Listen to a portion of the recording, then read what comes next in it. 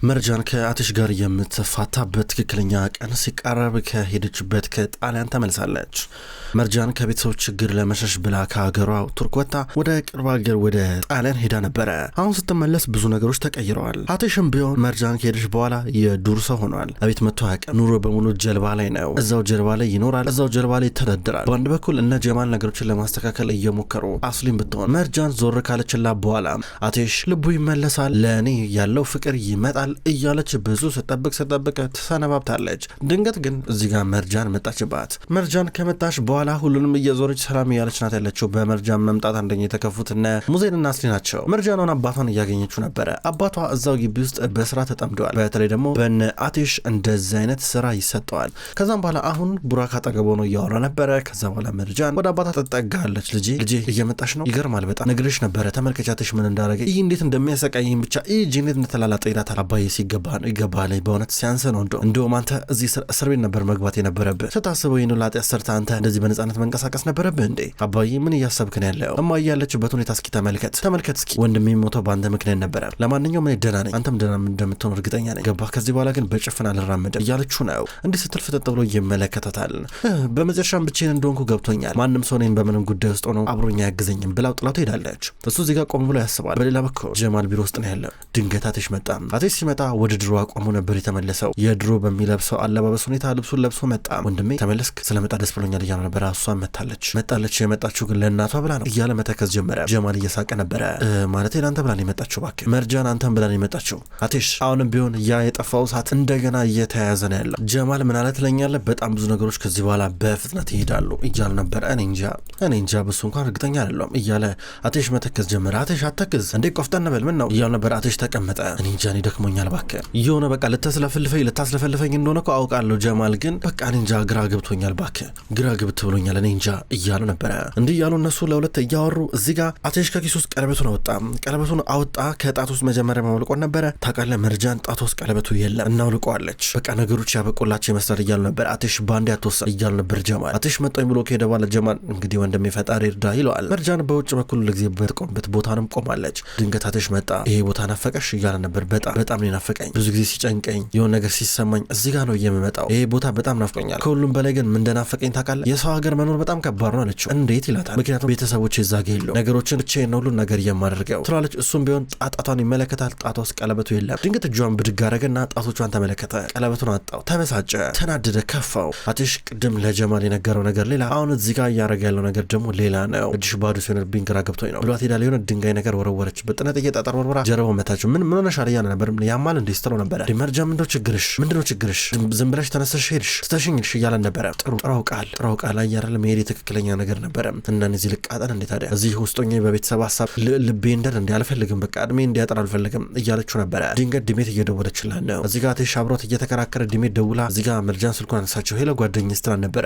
መርጃን እንዴት ነሽ ታዲያ ሁሉ ነገር ሰላም ነው ስትላን ነበረ። አዎ ደህና ነኝ፣ ለተወሰነ ጊዜ ቤት ቆያለሁ እማዬ ስለማስፈልጋት ማለት ነው። ድሜት ናፍቀሽኛል፣ አመጭም እንዴ እባክሽ ነይ እንገናኝ እስኪ እናውራ፣ ቤት ነይና እናውራ አለቻት። ድሜት እሺ እያለች ነበረ። ድሜት ለወንድሟም እግረ መንገዷን እየነገረችው ነበር የመርጃን መምጣት።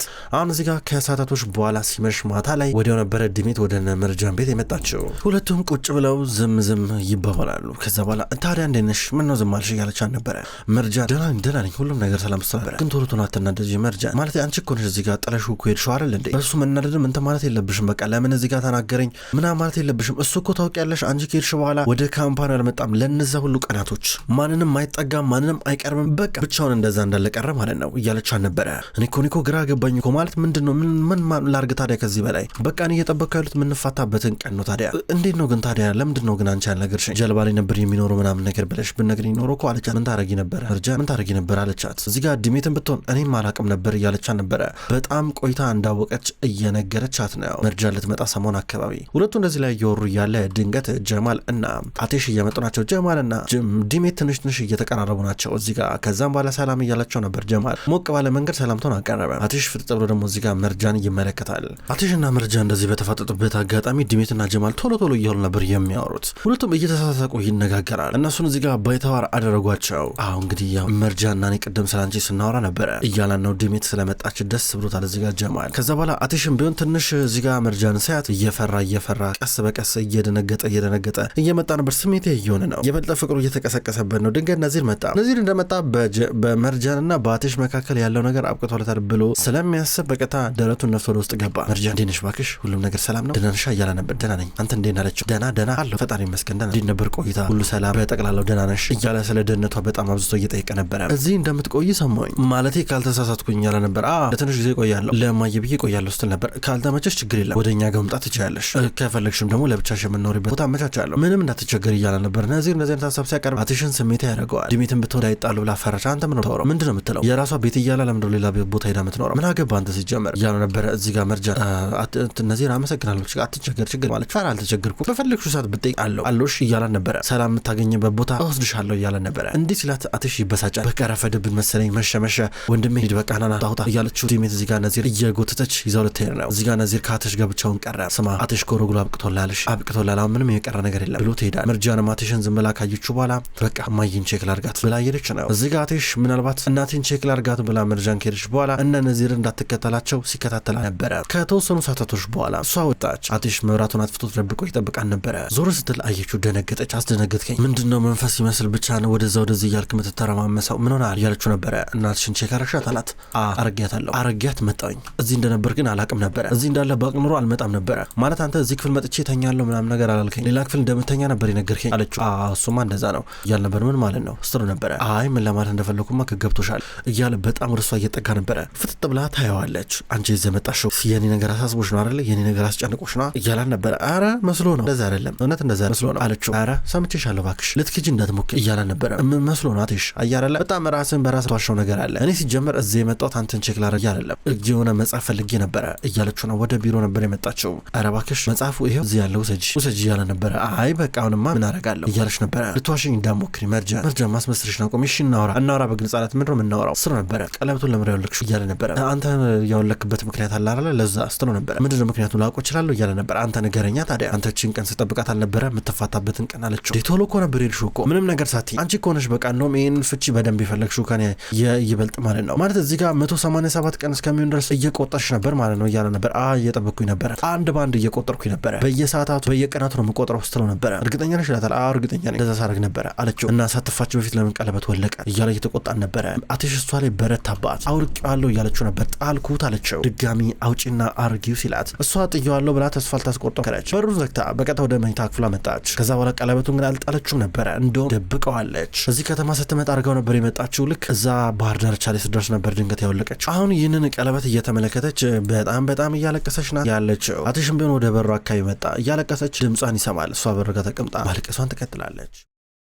በሌላ በኩል ጀማልና ዲሜት የበለጠ እጅግ በጣም እየተቀራረበ አሁን ደግሞ ስራ ቦታ ተገናኝተዋል። አብረው ተቀምጠው ስራ እየሰሩ ናቸው። እንደዚህ ብናረገው በዚህ በኩል አረገው እያለችው ነበረ። ድንገት አስሊ መጣችና ሁለቱንም ሲያወሩ ሰማቻቸው። ሁለቱም በጣም ነበር ሞቅ ያለ ወሬ ውስጥ ያሉት። አስሊ ለዲሜት ከፍተኛ የሆነ ንቀት ስላላት የሚያወሩትን ወሬ ምን ለሷ ተሰጠው አልቻለም፣ ምንም እንኳን ስለ ስራ ቢነጋገሩ። ከዛ በኋላ እዚህ ጋር ዲሜት በቃ ጀማል በኋላ እንገናኛለን ብላው ትወጣለች። አስሊ እዚህ ጋር ናናና ማሳየ ነገር አለ፣ ይሄን ነገር ግን እንዴት አረከው ብላ የራሷን ላፕቶፕ ከፈተች። እሱ ቆየኝ ልክፈተው እያለ ነበረ። ከዛ እሷ ቶቶ አንተ ለመክፈት ዓመታት ይወስድባል ይቅርብ ብላ ከፈተች። ይህን ጊዜ በጣም እንዲጠራጠር እያደረገችው ነበረ። ከዛም በኋላ ድንገት ሲደወልላት በል በቃ መጣኝ ላፕቶፔ እንዳነካሽ ብላ እየሄደች ነበረ። እሱ ግን ከኪስ ውስጥ ፍለሽ አወጣና ኮምፒውተሯን ከፈተና አስፈላጊ የሚባል ነገር በሙሉ ጥርግርግ አድርጎ ፍለሹ ላይ ይገለብጣል። ከዛ ስትመጣ ምንም አልመሰለውም። በቃ ሊድ እያለ ነበረ። ምን ማለት ነው አንሳራም እንዳለችው በኋላ መጣለሁ አንቺ መጣ ብሏት ሄዳል። በሌላ በኩል መርጃን በጠዋት በተለየ መንገድ ዛሬ ቀለበት እየተመለከተች ነው። ጓሌ ቁጭ ብላ ከዛም በኋላ ይህን ቀለበት ላድርገው አላድርገው እያለች ወሰነች። እሱ የኔን ቀለበት እስኪያደርግ ድረስ ብላ በቀጥታ ቦርሷ ጫፍ ላይ ያስቀመጠችው ቀለበት ጸጉሯን ማስተካከል ጀመረች። ስትሽቀረቀርና ራሷን ለማስዋብ ስትሞክር መልሳ ደግሞ የምነካኝ ምን ሆኜ ነው ለማን ነው እንደዚህ መዋበው ብላ እየጠየቀች ነበር ራሷን። ድንገት በር ተንኳኳ። አቴሽ በሩን ከፍቶ እዚህ ጋር እየገባ ነበር። ካንኳኳ በኋላ ሱፍ ልብሱን ለብሷል። ከዛ ወደ ውስጥ ከገባ በኋላ ወደ ካምፓኒ ቴር ነው እያለችው ነበረ። እንደምን አደርሽ? አዎ ልሄድ ነው ይላታል። እኔም ሄድ እፈልጋለሁ ሰራው ስራ አለ እያለችው ነበረ። ኧረ ምን ሰራልሽ እያለ ነበር። ምንም በቃ ግን በቃ መስራት አለብህ እያለችው ነበረ። እኔ ዛሬ ሄዳለሁ ለማንኛውም እያላት ሽቶን አንገቱ ላይ መቀባት ጀመረ። ጀመረ። የምትወደው ሽቶ ነው እየተቀባ ወደ አፍንጫዋ ሲጠጋ ሽቶ እጅግ በጣም ደስ እያለ ነበር። የድሮ አቴሽ እያስናፈቃት ነው ያለው። እና ታዲያ ከምን ያህል ደቂቃ በኋላ ነው የምትሄደው? ከአንድ ሰዓት በኋላ ነው የምትሄደው? ከአንድ ቀን በኋላ ነው የምትሄደው? ወይስ ከ187 ደቂቃ በኋላ ነው የምትሄደው አለችው። አንቺ ልጅ ከዚህ ነገር ጋር ያጣመረሽ እኔ አሁን ሄዳለሁ ብዙም አልቆይም እያላን ነበረ። ልሂድ አለችው። እሷን ብትሆን እንደምትሄድ ይጠበቃል። አብረን እንደውም እንሂድ እያለችው ነበረ። ከዛ በኋላ በድንገት መጣውኝ ብላ ዞር አለች ወደ መታጠቢያ ክፍል እየገባች። እሱ ዞር ሲል ቦርሷን እየተመለከተ ነበር። እስካሁን ድረስ ቀለበቷን በፍጹም ያየው አይመስልም። በሌላ በኩል ጀማል ቅድም ከአስሊ ላፕቶፕ በፍለሹ የገለበጠውን ፋይል እየተመለከተ ነው ያለው። ቪዲዮዎች ናቸው። ቪዲዮቹን ሲከፍታቸው ከዚህ ቀደም መርጃን ታግታ በነበረችበት አጋጣሚ የውሃ ገንዳ ውስጥ ከቷት ቀስ እያለ ውሃው እየሞላ ከዛም በኋላ ልትሞት የተቃረበችበትን እጅግ በጣም አስፈሪ በምጥ የተሞላበትን አጋጣሚ ተቀርጾ ነበረ። አሁን ጀማል ይናየው የአስሊ አረመኔነት እዚህ ጋር እየተረዳ ነው ያለው። እንዴ መርጃ ግን አስሊ ግን ምን አይነት ሰው ነሽ? ምንድን ያረግሽው አስሊ እያለ ራሱን እየጠየቀ ነበረ። ጆሮ ላይ ጨው እያለበት ነው። በሌላ በኩል አትሽ እዚህ ጋር ተመልሶ ወደ መታጠቢያ ክፍል መጣ።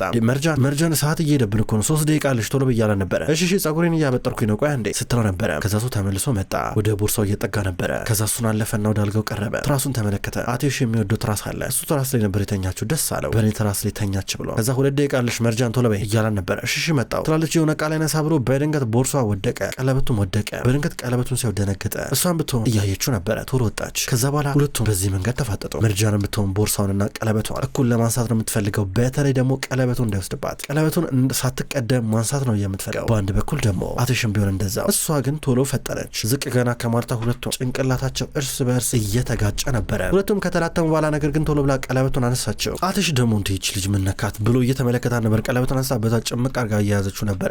ደስ እንዳለሽ እንሂድ በቃ ለማንኛውም ይላታል። ቦርሷን አዘጋጀች። በቀጥታ ወደ ስራቸው ሊሄዱ ናቸው። በሌላ በኩል እዚህ ጋር ጀማል ወደ አስሊ እየመጣ ነው ያለው። የራሱን ላፕቶፕ ይዞ ላፕቶፑን ከፈተ። ምንድነው አስሊ ምንድነው እያለ ነበር። ቪዲዮን ከፍቶ እያሳያት ኬት አገኘው እያለችው ነበር። በይ ነገርን ኬትስ ባገኘው ኬት ስለዚህ ጉዳይ ነገርኛ ያለ ነበረ። አንተ እዚህ ጉዳይ ለምን ታጣራለህ? ምን አገባ አንተ እያለችው ነበረ። አስሊ ጥያቄ መጠየቅሽን አቆሚና መልሽልኝ እያለ ነበር። አላቅም ስለ ነበር። አትዋሺ አስሊ ልትዋሺ ዳሞክሪ እያለ ነበር። አረ ጀማል አልዋሸሁም ስለ ነበረ። ጥሩ ላትሽ አሳየዋለሁ ብሎ ሌላ ነበር። አመነች። ጀማል ቆይ አንዴ ብላ ላፕቶፑን ተቀበለችው። እባክህ እያለችው ነበር። ምንድነው የምትይው እያለ ነበር። እየለመንኩ ነው እባክህ እንዳትነግረው ይጠላኛል ስትሆን ነበር። እንዴት ነው አስሊ እንደዚህ ነገር ግን ልታረጊ ቻልሽው? ምን ማለት ነው? እንዴት እሺ አለልሽ? ሲጀመር እንዴት እሺ ብለሽ ልታረጊው ቻልሽ? ምን አይነት ሰው ነሽ ግን አንቺ? እንዴት እንደዚህ አረመኔ ትሆኛለሽ እያለ ነበረ። በቃ ምንም አትሽኔ ዞር ብሎ ለየኝ አልቻለም። በቃ እቺ ልጅ እንደ ጠላቴ ነው ማየት በቃ ላስወግዳት ፈልጌ ነው ስትለው ነበረ። አስሊ አንቺ እኮ መታከም አለብሽ እኮ አብደሻል እኮ ይሄ ነገር እኮ ትክክል እኮ አይደለም። ከመጀመሩ ነው እንደዚህ ሆነሽ። ወይኔ ላቅሽ አልቻልኩም። ማነሽ ግን አንቺ? እኔ ከዚህ ቀደም የወደድኳት አስሊ እቺ አይደለችም። እቺኛው አስሊ ሌላ ናት፣ አውሬ ናት። እቺ አላቃትም። እኔ እንነግረዋለን እያለ ነበር። ተው አትጎተተኝ እባክህ ብላ እጁን እየያዘችው ነበረ። ጀማል ብቻውንም እንዳይነግረው ያዘችው። አብረን ሄደን እንንገረው ካሁኑ ተናገሪና ተናዘዥ ቢላትም እምቢ አለችው። መርጃንን ለመግደል ሞክረሻል፣ ለወንድሜ አንድ ቀን እነግረዋለሁ ይሄን ታቂ ይሄን ኃጢአት እኔ ብቻዬን አልሸከም እያለ ነበረ። ማን ተሸከም አለ ሲጀመር ማን ያለ እያለችው ነበር። እነግረዋለሁ አሳይሻለሁ እያለ ነበረ። አስሊ ይሄን ነገር ያደረገችው ለፍቅር ብላ እንደሆነ ብትናገርም ጀማል ይሄ ፍቅር አይደለም ብሏት እየወጣ ነበረ። አስሊ ተበሳጨች። አስሊ እዚህ ጋር እያለቀሰች ነበረው። የውሸን ነው እሱ ከወጣ በኋላ ለምንድነው ይሄን ፋይል ዲሌት ያላረኩት? ወይች ልጅ መግደል ነበረብኝ በስነ ስርዓት እያለች ከራሷ ጋር ስትማከር ነበረ። ውድ ተመልካቾች እንኳን ወደ ቅጠል ቲቪ ዩቲዩብ ቻናል በሰላም መጣችሁ። ክቡራን ተመልካቾች የድራማ መሀል ልብ ነው። መሀል ልብ ድራማ ከዚህ በኋላ በቅጠል ቲቪ ዩቲዩብ ቻናል ወደ እናንተ ዘውትር በተመሳሳይ በዚሁ አቀራረብ ይቀርባል። አቀራረቤ የተመቻችሁ ክቡራን ተመልካቾች ሁል ጊዜ ዘውትር እየመጣችሁ እንድትከታተሉ እጋብዛለሁ። ይህን ቻናል ሰብስክራይብ ያላደረጋችሁ እስካሁን ድረስ ሰብስክራይብ በማድረግ እንድትቀላቀሉን ጠይቃለሁ። ይህን ቪዲዮ ላይክ እንድታደርጉም ጠይቃለሁ። ውድ ተመልካቾች በሁለተኛው ድራማ በዘውድ ድራማ ደግሞ በሌላ ቀን የመጣ ይሆናል። እሱ ድራማ አልተጠናቀቀም። እሱንም ቢሆን በተመሳሳይ አቀራረብ በተለያየ ቀን ወደ እናንተ ይዤ የመጣ ይሆናል። ሁሌም ስለምትከታተሉኝ በጉጉት አመሰግናለሁ። በቀጣይ በአዲስ ቪዲዮ እስከምንገናኝ ድረስ በየላችሁበት መልካም ቆይታ ይሁን።